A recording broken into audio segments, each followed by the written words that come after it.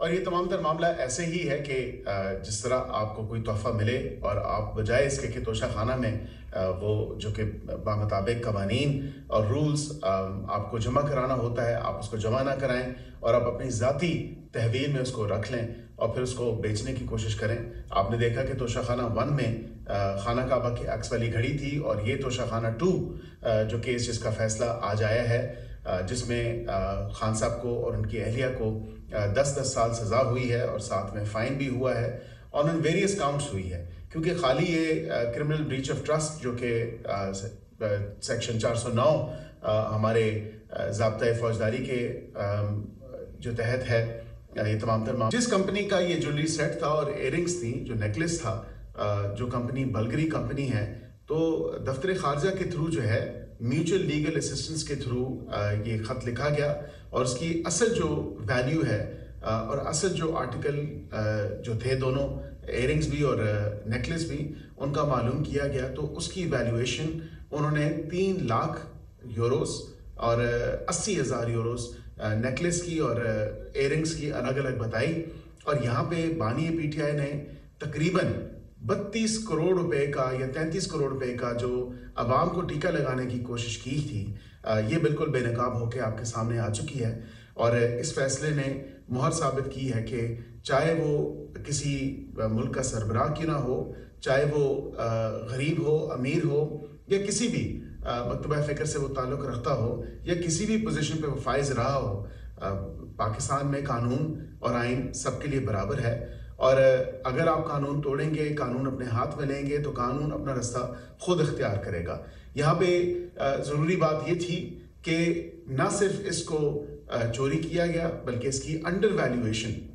جو کہ قومی خزانے کو نقصان پہنچانے کی کوشش کی گئی، قوم کے پیسوں پہ ڈاکہ مارنے کی کوشش کی گئی، اور وہ جماعت اور اس جماعت کا سربراہ جو کہ اس چیز کا پرچار کرتے ہیں کہ احتساب ہونا چاہیے، اور سب کا احتساب کرنے کے لیے وہ اقتدار میں آئے تھے، لیکن آج وہ خود بھی اس تمام تر معاملے کو دیکھتے ہوئے کہ نعرہ تو وہ احتساب کا اور اکاؤنٹیبلٹی کا بلند کر کے آئے، لیکن ان کی اپنی جو حرکات ہیں یا ان کی اپنی جو ڈوئنگز ہیں ان کے دور حکومت میں وہ کیا رہیں۔ تو اکاؤنٹیبلٹی اور احتساب اور کوئی اس سے بڑا نہیں ہے، تو ظاہری بات ہے کہ پھر آپ بھی اپنے آپ کو اسی زاویے اور اسی سانچے میں دیکھیں، اور کیونکہ قانون سب کے لیے برابر ہے، اور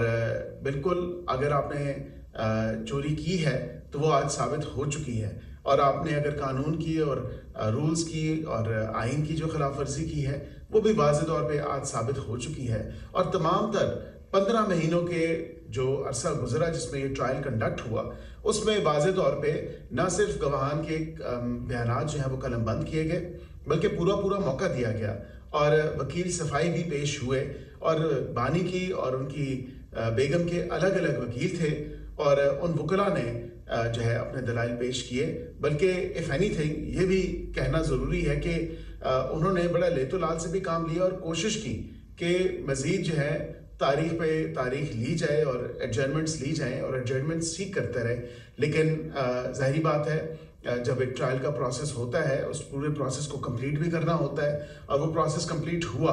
اور پروسیس جب کمپلیٹ ہوا تو آپ نے دیکھا کہ وہ گواہان، وہ ان کی اسٹیٹمنٹس جس پہ انہوں نے جرح بھی کی، پھر ان کو پورا صفائی کا موقع بھی ملا، تو ڈیو پروسیس اور فیئر ٹرائل کے تمام تر تقاضے پورے کیے گئے، اور 15 سے 16 ماہ تقریباً عرصہ یہ ٹرائل چلتا رہا، اور آج اس کا فیصلہ آیا ہے جو کہ خوشائند فیصلہ ہے، اور یہ فیصلہ